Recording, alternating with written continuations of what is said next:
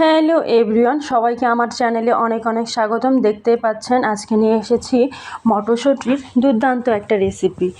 দেখতেই পাচ্ছেন প্রথমে মটরশুঁটিগুলোকে আমি খুব সুন্দরভাবে খোসা থেকে ছাড়িয়ে একদম দানাদারগুলো সব বের করে এখন এগুলোকে কিন্তু আমি সুন্দর করে ধুয়ে ফেলে নিয়েছি।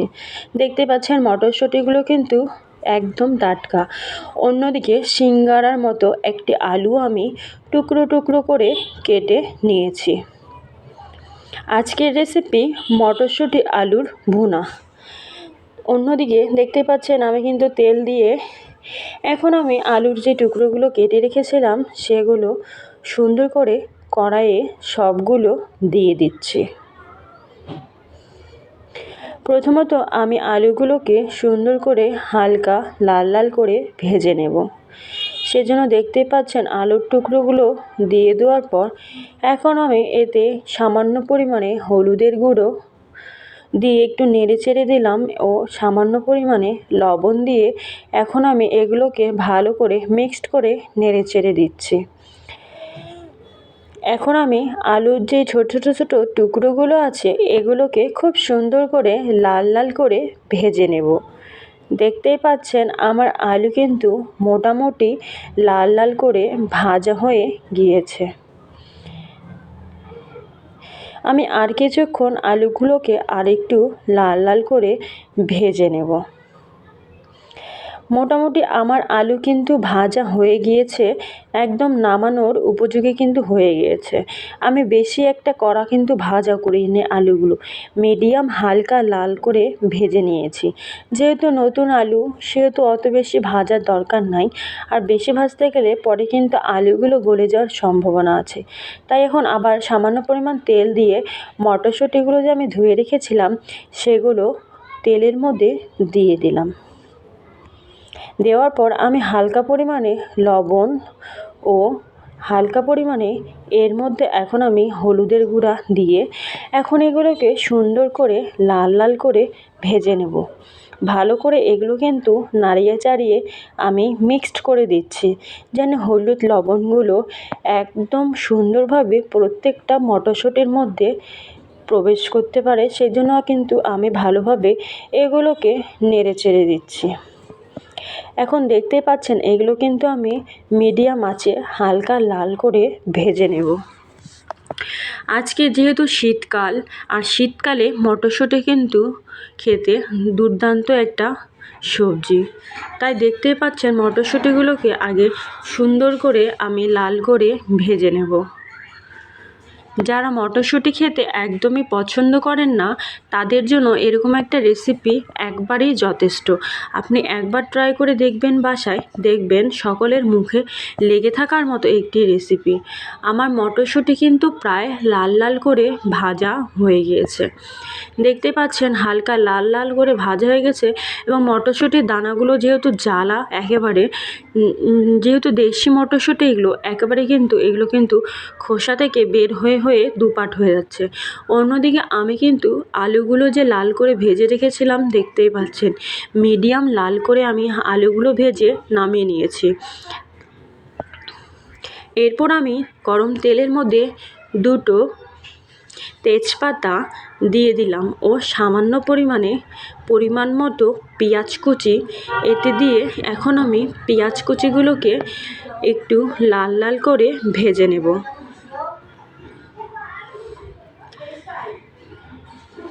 মটরশুঁটির ভুনা খেতে কিন্তু দারুণ লাগে। এটি কিন্তু আমরা ভাত দিয়েও খেতে পারি, কিংবা মুড়ি দিয়ে নাস্তা হিসেবেও আমরা খেতে পারি। দেখতে পাচ্ছেন আমার পেঁয়াজগুলো কিন্তু আমি সুন্দর করে লাল লাল করে ভেজে নিচ্ছি। মোটামুটি আমার পেঁয়াজ কিন্তু হালকা লাল লাল করে ভাজা হয়ে গেছে। আমি কিন্তু পেঁয়াজগুলো একদম লাল করে বেশি একটা কড়া ভাজা করব না, যেহেতু আজকে আমার মটরশুঁটিটা ভুনা হবে সেহেতু আমি একটু হালকা লাল লাল করেই জাস্ট ভাজবো, যেন মশলাটার সাথে পেঁয়াজটা খুব সুন্দরভাবে মিশে যেতে পারে। দেখতেই পাচ্ছেন আমার কিন্তু পেঁয়াজ কুচিগুলো একদম লাল করে ভাজা হয়ে গেছে। অন্যদিকে আমি আদা বাটা, জিরা বাটা, রসুন বাটা, পেঁয়াজ বাটা, কিছু পরিমাণ শুকনো লঙ্কা ও হালকা পরিমাণে হলুদের গুঁড়ো দিয়ে মশলাগুলো দিয়ে দিলাম সে পেঁয়াজ কুচির মতো। দেওয়ার পর আমি কিন্তু হালকা পরিমাণ জলের সাহায্যে এখন মশলাগুলোকে সুন্দর করে কষিয়ে নেব। যেহেতু মশলা তেলের মধ্যে দিলে একটা ধরনের গন্ধ ঝাঁজটা নাকে আসে লাগে, সেই ক্ষেত্রে আপনারা কিন্তু জলের সাহায্যে মশলাটাকে কষিয়ে নেবেন। দেখবেন বিন্দু পরিমাণ কোনো রকমের মশলার যে ঝাঁজ আছে সেটা নাকে কিংবা বাসার কেউ পাবে না। সেজন্য আমি কিন্তু যখনই রান্না করি আমি সাধারণত চেষ্টা করি মশলাটাকে জলের সাহায্যে একটু কষিয়ে নিতে। দেখতেই পাচ্ছেন আমার মশলাটা কিন্তু সুন্দর করে আমি একদম লাল লাল করে ভেজে নিচ্ছি।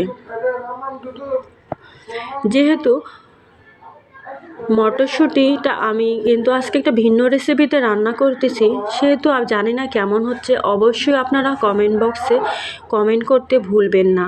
দেখতেই পাচ্ছেন আমার কিন্তু মশলাগুলো কিন্তু একেবারে পারফেক্টলি লাল লাল করে ভাজা হয়ে গেছে। মশলার কালারটা দেখেই কিন্তু বোঝা যাচ্ছে যে মশলাটা কী সুন্দর একটা রং ধারণ করেছে। অন্যদিকে আমার আলুর টুকরোগুলো এবং মটরশুঁটিগুলো যে আমি ভেজে রেখেছিলাম, সেই ভাজা মটরশুঁটি এবং আলুর টুকরোগুলো আমি এখন সেই মশলাগুলোর মধ্যে দিয়ে দিলাম। দেওয়ার পর দেখতেই পাচ্ছেন এখন আমি এগুলোকে মশলার সাথে সুন্দর করে ভালোভাবে নেড়েচেড়ে দিচ্ছি।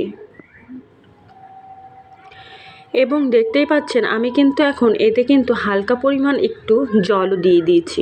এখন আমি এগুলো জল ও মশলা ও মটরশুঁটি আলুগুলোকে সুন্দর করে একটু মাখা মাখা করে লাল লাল করে ভেজে নেব।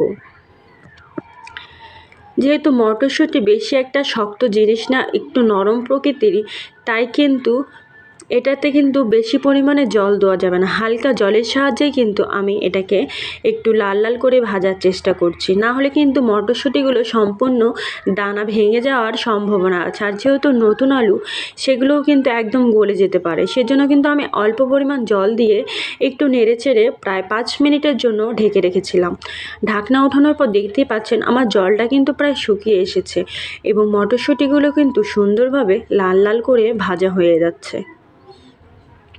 পারফেক্টলি কিন্তু লাল লাল করেই আমি হালকা ভাজার চেষ্টা করতেছি, তাহলে আমার মশলার যে গন্ধটা আছে সেটা কিন্তু একেবারেই থাকবে না এবং মটরশুঁটির যে ভুনাটা আছে সেটা খেতে কিন্তু দারুণ লাগবে। দেখতেই পাচ্ছেন আমি কিন্তু বারবার করে একটু পরপর ভালো করে উল্টিয়ে পাল্টিয়ে নেড়ে চেড়ে দিচ্ছি, না হয় কিন্তু নিচে লেগে যেতে পারে। আর লেগে গেলে তো পুরো গন্ধ করবে, তখন খেতে খুব বিশ্রী লাগবে। সেজন্য কিন্তু আমি বারবার করে কিছুক্ষণ পরপর এগুলোকে ভালোভাবে নেড়ে চেড়ে দিচ্ছি। দেখতে পাচ্ছেন ফাইনালি আমার মটরশুঁটি কিন্তু একেবারে মোটামুটি লাল একটা ভাজা হয়ে গেছে। এখন আমি এতে সামান্য পরিমাণ জল দিয়ে ঝোল দিয়ে দেব, যেন আমার মটরশুঁটিগুলো খুব সুন্দরভাবে আরেকটু সিদ্ধ হয় এবং লবণ প্রবেশ করে এবং মশলাগুলো প্রবেশ করতে পারে এবং আলুগুলো আমার আরেকটু ভালোভাবে যেন সিদ্ধ হয়ে যায়। সেজন্য কিন্তু আমি বেশি একটা পরিমাণে জল দিব না, মিডিয়াম একটা জল দিব, যেন জলটা আমার শুকাতে শুকাতে আমার যে মটরশুঁটি এবং আলুগুলো খুব সুন্দরভাবে সিদ্ধ হবে আর ভাঙবেও না। সেই ক্ষেত্রে আমি খেয়াল রেখে আমি কিন্তু হালকা পরিমাণে জল দিয়ে এখন কিন্তু এগুলোকে আমি প্রায় কিছুক্ষণের জন্য আবার কিন্তু ঢেকে দেব। দেখতেই পাচ্ছেন ঢাকার আগে কিন্তু আমি সামান্য পরিমাণে এতে গরম মশলা বাটা অ্যাড করে দিয়ে ভালো করে এখন আমি এগুলোকে নেড়ে চেড়ে দেবো।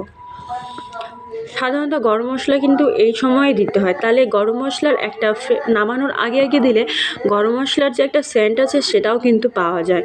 এখন আমি প্রায় 5 মিনিট ঢেকে রাখার পর দেখতেই পাচ্ছেন আমার মটরশুঁটিগুলো কিন্তু টকবক করে ফুটছে এবং মটরশুঁটির জলটাও কিন্তু প্রায় কিছু একটা শুকিয়ে এসেছে, বেশি একটা কিন্তু জল নেই।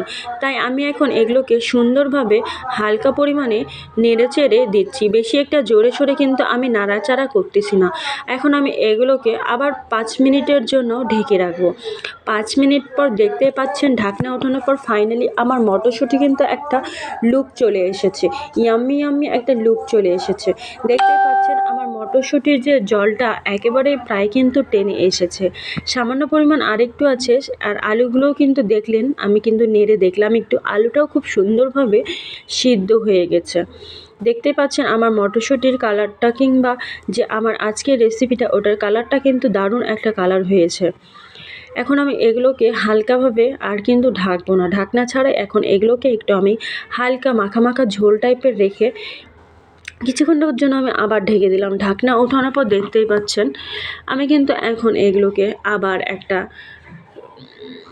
সুন্দর করে উল্টিয়ে পাল্টিয়ে আবার নেড়ে চেড়ে দেবো। মোটামুটি আমার কিন্তু মশলাটাও কিন্তু সুন্দর ভুনা হয়ে গেছে এবং মটরশুঁটি আলুটাও কিন্তু আমার গোটা আছে। আমার রেসিপিটা কিন্তু প্রায় আজকে রেডি হয়ে এসেছে। দেখতেই পাচ্ছেন ইয়াম্মি একটা মাখা মাখা লুক চলে এসেছে।